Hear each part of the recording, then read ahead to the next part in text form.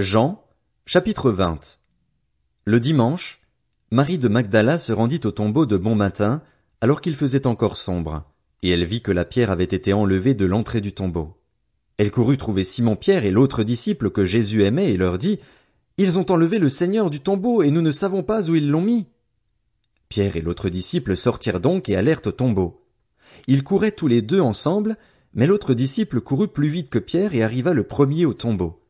Il se pencha et vit les bandelettes posées par terre, cependant il n'entra pas.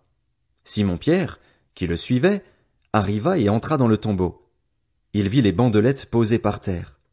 Le linge qu'on avait mis sur la tête de Jésus n'était pas avec les bandes, mais enroulé dans un endroit à part.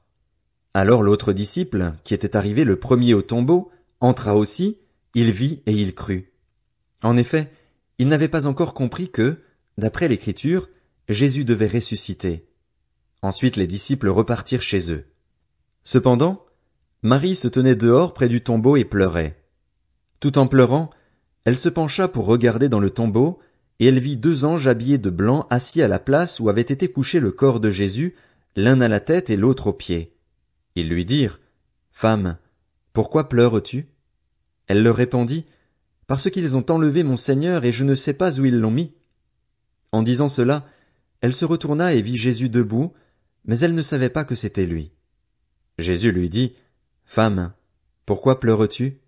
Qui cherches-tu » Pensant que c'était le jardinier, elle lui dit, « Seigneur, si c'est toi qui l'as emporté, dis-moi où tu l'as mis et j'irai le prendre. » Jésus lui dit, « Marie. » Elle se retourna et lui dit en hébreu, « Rabouni, c'est-à-dire Maître. » Jésus lui dit, « Ne me retiens pas, car je ne suis pas encore monté vers mon Père, mais va trouver mes frères et dis-leur que je monte vers mon Père et votre Père, vers mon Dieu et votre Dieu. » Marie de Magdala alla annoncer aux disciples qu'elle avait vu le Seigneur et qu'il lui avait dit cela.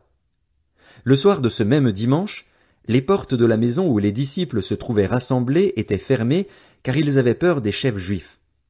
Jésus vint alors se présenter au milieu d'eux et leur dit, « Que la paix soit avec vous. » Après avoir dit cela, il leur montra ses mains et son côté. Les disciples furent remplis de joie en voyant le Seigneur. Jésus leur dit de nouveau, « Que la paix soit avec vous. Tout comme le Père m'a envoyé, moi aussi je vous envoie. » Après ces paroles, il souffla sur eux et leur dit, « Recevez le Saint-Esprit. Ceux à qui vous pardonnerez les péchés, ils leur seront pardonnés.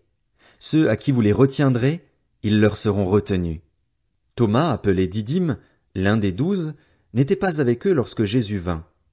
Les autres disciples lui dirent donc, « Nous avons vu le Seigneur. » Mais il leur dit, « Si je ne vois pas dans ses mains la marque des clous, si je n'y mets pas mon doigt et si je ne mets pas ma main dans son côté, je ne croirai pas. » 8 jours après, les disciples de Jésus étaient de nouveau dans la maison et Thomas se trouvait avec eux.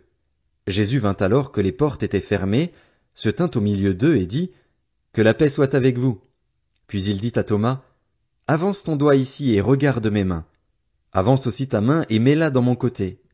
Ne sois pas incrédule, mais crois. » Thomas lui répondit, « Mon Seigneur et mon Dieu. » Jésus lui dit, « Parce que tu m'as vu, tu as cru.